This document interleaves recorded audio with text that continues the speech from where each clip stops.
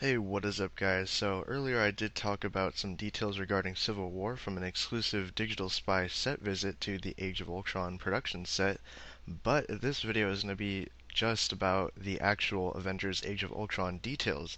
Now, there are going to be some pretty big spoilers in this because they actually did reveal a lot of stuff that I wasn't even expecting them to reveal. So, yeah, you guys been warned right now. If you don't want to hear about specific spoilers that are going to be in the movie or some type of reveals or character descriptions, I would suggest now to click off this video. And yeah, if you guys still want to stick around and get some pretty cool details about the film, then let's just jump into it.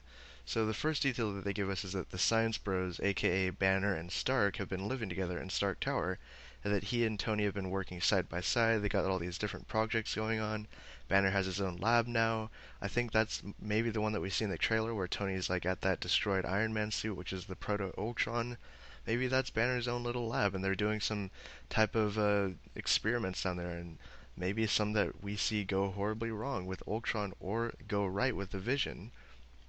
The second point that we get to is that Jeremy Renner, sorry, Hawkeye will have a lot more time to do stuff in this film. He gets some more interesting stuff, and he's a little bit darker of a character in this movie. And it's fun because Jeremy was possessed so much in the last film because he didn't really get a whole lot to do. And we knew early on that Whedon has said that, yeah, Hawkeye will get more to do in the second film, and, sort of to apologize, I guess, for the lack of his character development in the first one.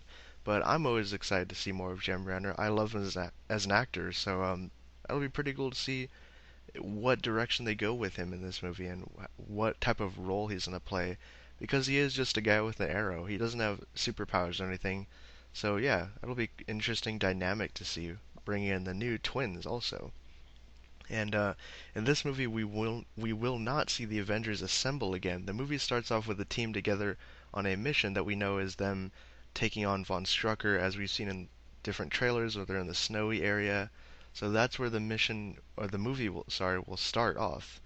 They'll already have their different relationships, and this movie is just going to get right into the ground running. We're not going to be sitting there trying to assemble the team together. This time the team is already going to be together, and they might fall apart, as we've heard, setting up Civil War. So another point that they bring up is one of the key relationships that we've seen in the teaser between Bruce Banner and Natasha. And we already see that they had sort of a thing in Avengers Age of Ultron due to the fact that the Hulk almost ripped her apart. And Whedon says that they're a really unlikely pair, but there's something that about them that neither can deny, that they have sort of this kindred spirit aspect going on, that they have this darker past and they can sort of relate together.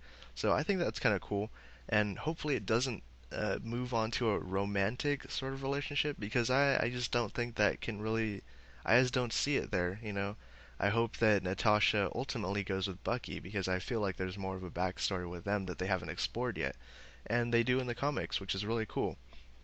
So moving on, Mark Ruffalo does describe the film as bigger and darker. Obviously, those are cliched when you're talking about a franchise sequel, but Age of Ultron is looking to set out to, be both of those things. So that's pretty cool. And not only are the locations real this time, but they're also global. They have filmed this over multiple sets and stuff. We know that they were in South Africa filming the Hulkbuster fight, so that's really cool because the first movie was just made on a big little like green screen set.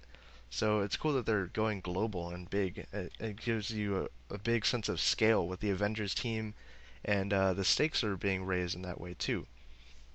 Um, Joss Whedon did describe Scarlet Witch and Quicksilver, saying that they initially joined forces with Ultron because he's creating an army against the Avengers, saying that he gives a bunch of speeches and about like freedom and peace and stuff. And I guess the twins are initially upset with the Avengers because of something that happened to Tony Stark. And this is where I'm going to get into spoilers, because in the film, Tony Stark's bombs actually are responsible for killing Wanda and Pietro's parents. So that's really interesting. I had no clue that that would be a character motivation that they would have. I thought they would just be sort of brainwashed by Ultron or something, but it seems like they're out for blood in this movie, and that they're actually out for revenge, and that they want to go against the Avengers because of this. So that's really interesting to see, and I have no clue how that's going to go about. And as the trailers have indicated, there's a little bit of dissent in the Avengers ranks that we already know. like Captain America and Thor. We see a clip of Thor grabbing Tony by the throat, and as the film begins, we see them united. As the film gradually progresses, we see them get torn apart thanks to Ultron, Quicksilver, and Scarlet Witch's divide and conquer strategizing. So it seems like the three that I just listed off are gonna sort of make this division between the team, and they're gonna put thoughts into their minds. And I think that's what Scarlet Witch does. She makes them all have a vision of what is like something awful that's gonna happen, and it makes them, I guess, weary of each other and like uneasy about being around each other. So that's kind of interesting that there's going to be this divide amongst them, and that'll probably lead into civil war, like I was mentioning earlier. And Aaron Taylor Johnson does describe his VFX as Quicksilver, and he says that he wanted to make the running look really interesting because the original style that they had tested was really one-dimensional. It was really boring to look at. And he did comment on saying that he did see the version of X-Men Days of Future Past and he liked that, but he said that this film will be different. It'll like, I guess, explore Quicksilver's speed in a different way, but also sort of keeping within that style. So I'm curious to see what that's going to look like on screen because I for one was a fan of how they did it in Days of Future Past, and I thought it looked really cool, and I want to see how they're going to do it in this movie. Now, moving on with the Hulk, which is what a lot of people do want to know about, is why he's really absent from the Phase 3 lineup. Mark Ruffalo did say that the Hulk's character is very much evolving, and that we will see that over the next few films, even though there's not a standalone in plans. So that's cool because we do know that the Hulk will be appearing in pretty much all of the Avengers films. So I'm curious to see what kind of character development he's gonna have going forward. And there's just so much you can play with around him with that character and the rage factor and what exactly who is the man? Is it the Hulk, the monster, or Banner himself? So that's cool. And as widely publicized, Age of Ultron's portrayal of the twins is under very strict limitations. They can't mention mutants, they can't really talk about the backstory, and they can't be true to the comics. But both of the actors did say that they used the comics for a lot of the inspiration into getting into the characters, so that's always nice to hear, particularly the Ultimate Comics version of the twins. So maybe, hopefully, we won't delve into that weird gray zone that they kind of tackled in the Ultimates number 3.